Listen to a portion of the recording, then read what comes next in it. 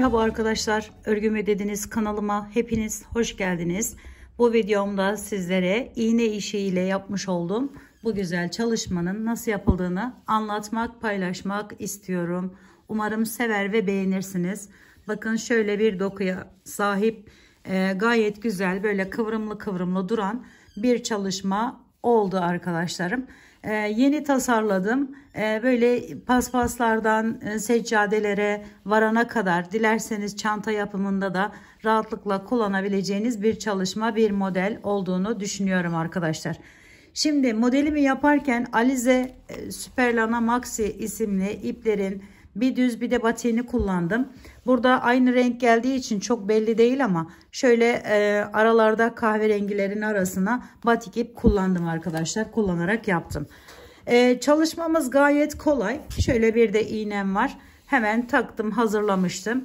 Kalın bir halı kaydırmaz. Banyo paspası olarak da satılıyor arkadaşlarım bunlar.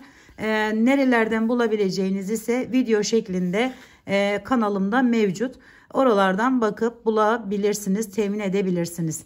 Şimdi modelimi yaparken bakın şu şekilde giriş yapıyorum önce. Şöyle arkası da bu şekilde gözüküyor arkadaşlarım. Yani yere temas eden yerinde herhangi bir böyle ip şeyi olmuyor. Şimdi bunu yaptıktan sonra ilkini geçirdim bakın. Şöyle iki ucunu birleştirelim.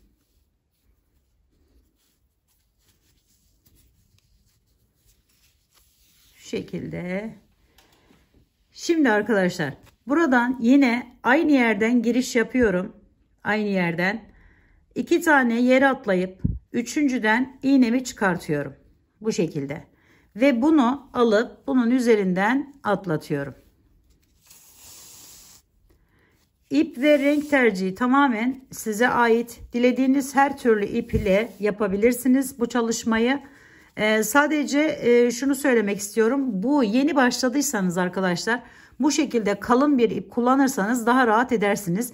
Gördüğünüz gibi biraz dokusu kalın olsun diye ipim de kalın olmasına rağmen 2 kat yaptım arkadaşlar bunu ve böyle güzel bir görüntü ortaya çıktı.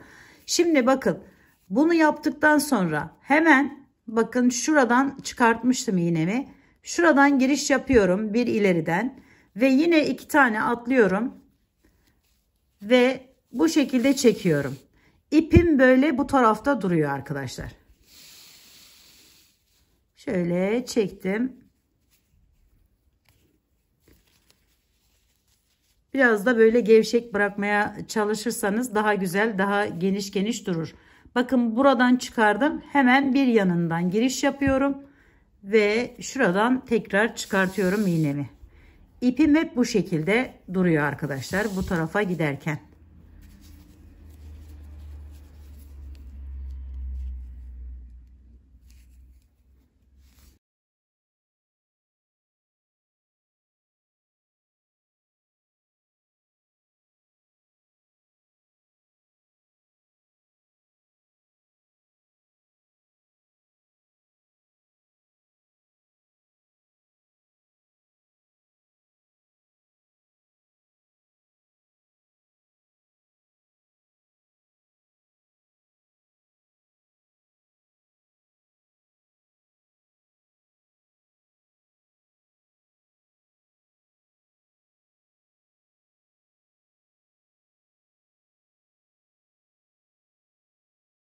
Sona geldiğimizde arkadaşlar bakın şuradan giriş yapıyorum yine bir ilerisinden.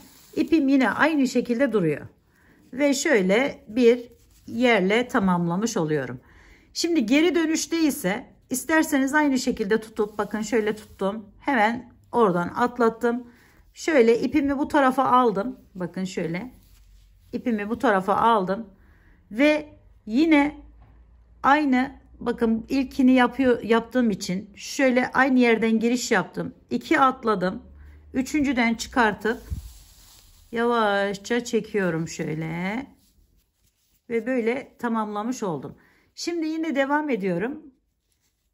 Şöyle bir ilerisinden atladım. 2 tane. Üçüncüden çıkarttım ve çekiyorum.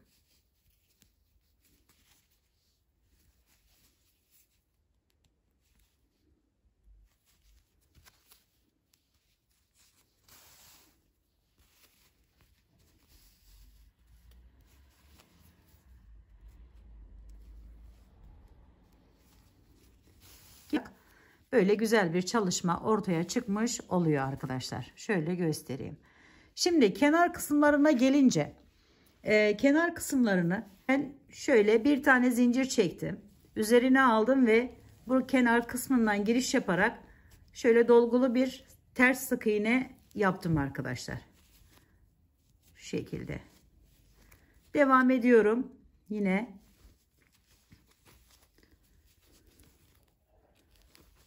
şu aralarda boşluklar kalıyor.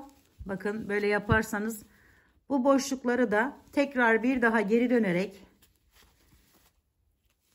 çevirdiğiniz zaman bu boşluklarda geçiyor arkadaşlarım, kalmıyor. Onu da şimdi size göstereceğim. Bu kadar yeterli. Hemen geri çevirdim. Şuraları tamamlamak için.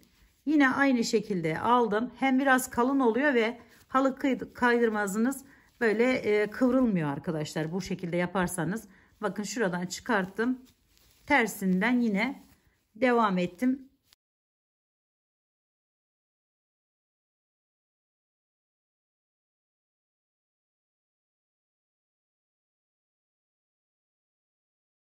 Bu işlemi en son yapın derim arkadaşlar. Yani bütün bu araları işleyin.